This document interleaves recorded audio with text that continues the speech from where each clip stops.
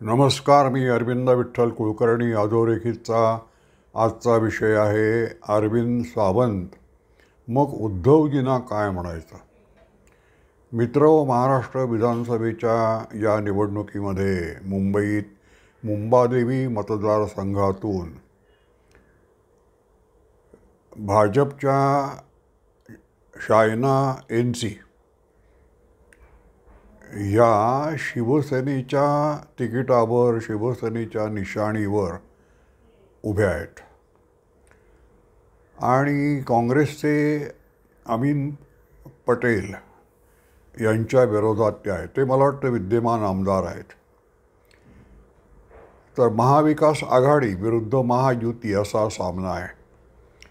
महाविकास आघाडीच्या वतीनं शिवसेनेचे म्हणजे उद्धव बाळासाहेब ठाकरे गटातल्या शिवसेनेचे सध्या जे संसद सदस्य आहेत, सांसद अरविंद सावंत, त्यांनी चुकीचे शब्द शायना एन.सी. यांच्याविषयी वापरलेले आहेत. शायना एन.सी. त्या मुंबादेवी मतदारसंघातल्या तशा नाहीत आणि त्या शिवसेनेच्या तिकिटावर उभ्या असल्या तरी मुळात भाजपच्या तिकिटावर, भाजपच्या त्या सदस्य आहेत, पदाधिकारी आहेत. तो संदर्भ मनात ठेवून अरविंद सावंत असं म्हणाले की इथे इम्पोर्टेड माल चालत नाही, इथे ओरिजिनल माल चालतो. या एका वाक्यावरून फार मोठं वादंग माजलेलं आहे. त्यांच्याविरुद्ध, अरविंद सावंतांच्या विरुद्ध पोलिसांनी गुन्हा दाखल केला आहे आणि महिला आयोग महाराष्ट्रातला आणि राष्ट्रीय दोघांनीही निषेध नोंदवला आहे, आक्षेप घेतलेला आहे आणि त्यांना खुलासा करायला सांगितलेला आहे अरविंद सावंतांना. हे प्रकरण तसं गंभीर आहे कारण अरविंद सावंत हे सांसद आहेत आणि संसदेत कोणते नियम वापरायचे याचे नियम ठरलेले आहेत. म्हणजे मंत्री महोदय खोटं बोलत आहेत असं जरी ते बोलत असले तरी तसं म्हणता येत नाही. मंत्री महोदय जे निवेदन करतायत ते वस्तुस्थितीपासून दूर आहे असं म्हणावं लागतं. हेत्वारोप करता येत नाही कोणावरही ठोस पुरावे असल्या वाचून.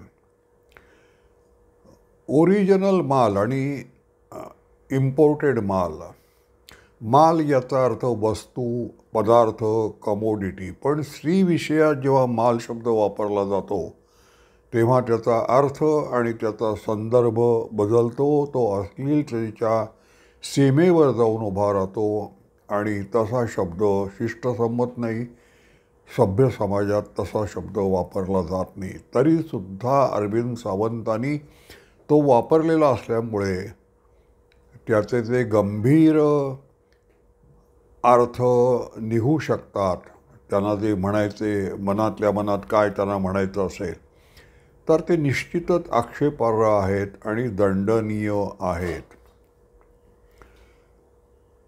शायना एन.सी. या नाना चुडासमा यांच्या कन्या आहेत. नाना चुडासमा यांच्या कन्येच्या विषयात कोणीतरी असा शब्द वापरावा याचं मला वाईट वाटतं कारण नाना चुडासमा हे मार्मिक, खोचक, विनोदी आणि थोडक्यात राजकीय घटनांवर टिप्पणी करण्यासाठी प्रसिद्ध होते. ते मुंबईचे नगरपाल पण होते आणि मुंबईमध्ये चर्चगेट स्टेशनच्या बाहेर पडल्यानंतर मरीन ड्राईव्हला जो चौक आहे तिथे त्यांचे फलक लागायचे आणि मुंबईत काही ठराविक ठिकाणी वांद्र्याला वगैरे त्यांचे फलक लागायचे आणि ते वाचण्यासाठी मुंबईकर उत्सुकतेनं तिथे जमा व्हायचे कारण त्यात विनोद असायचा, त्यात थोडी अशी चमक असायची बुद्धिमत्तेची आणि खोचक मार्मिक टिप्पणी असायची. त्यांच्या मुलीच्या विषयात असा आणि तो देखील शिवसेनेचे खासदार, त्यांच्याकडून हे व्हावं हे मला वाईट वाटतं. शिवसेना, बाळासाहेब ठाकरे यांची शिवसेना ही अशा खोचक टिप्पणी करण्याविषयी पूर्वी प्रसिद्ध असे. मी एक दोन त्याची उदाहरणं देतो. ठाण्याच्या लोकसभेच्या पोटनिवडणुकीत भाजपचा आधीचा अवतार जनसंघ त्यांनी मुकुंदराव आगासकरांना उभं केलं होतं.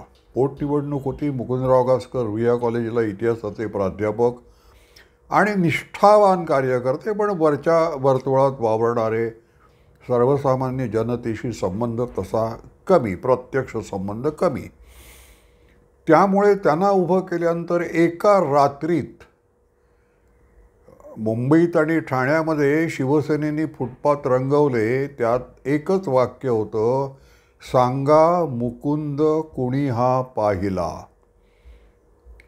बाळासाहेब ठाकरेंच्या शिवसेनेमध्ये अशी जी वाक्य लिहायचे, त्यात प्रतिपक्षाला हास्यास्पद करायचं, त्याची खिल्ली उडवायची, हा उद्देश होता आणि तो सफल होत असे. म्हणजे प्रमिला दंडवते दादरमधून लोकसभेला उभ्या राहिल्या, त्याला शिवसेनेने एका रात्रीत फुटपाथ रंगवले. ते एवढेच, प्रमिला दंडवते कशाला गंडवते, या एका वाक्यामध्ये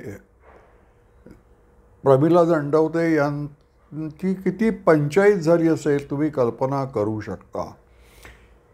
बाळासाहेब ठाकरे गेले आणि ती जी विनोदी शैली, विनोदी बुद्धी, ती चमक, ती थोडासा अभिजातपणा, तो पण त्यांच्याबरोबर निघून गेला असं वाटतं. आता उद्धव ठाकरे टोमणे मारतात, पण ते कसे असतात आपल्याला सगळ्यांना माहिती आहे, बाईल बुद्धीचे असतात. तर अरविंद सावंतांना मी एक प्रश्न विचारू इच्छितो की जर चायना NC या इम्पोर्टेड असतील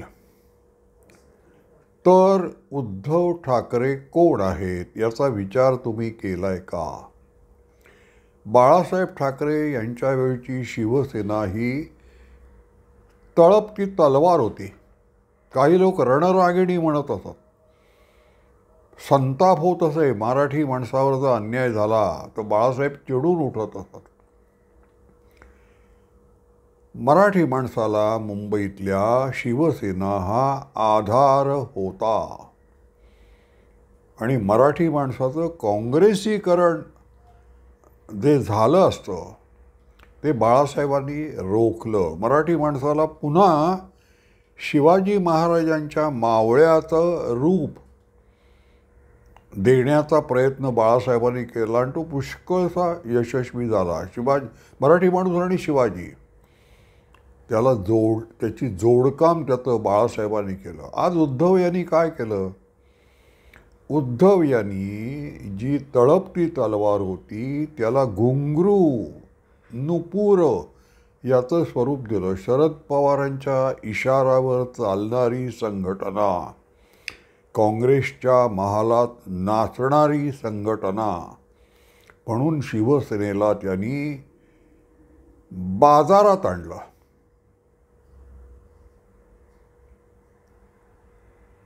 सावरकरांच्या संन्यस्त खड्ग नाटकामध्ये बाजार बसवी असा एक शब्दप्रयोग आहे आणि त्याच्यात खूप विनोद आहेत. ते मुळातच वाचले पाहिजेत.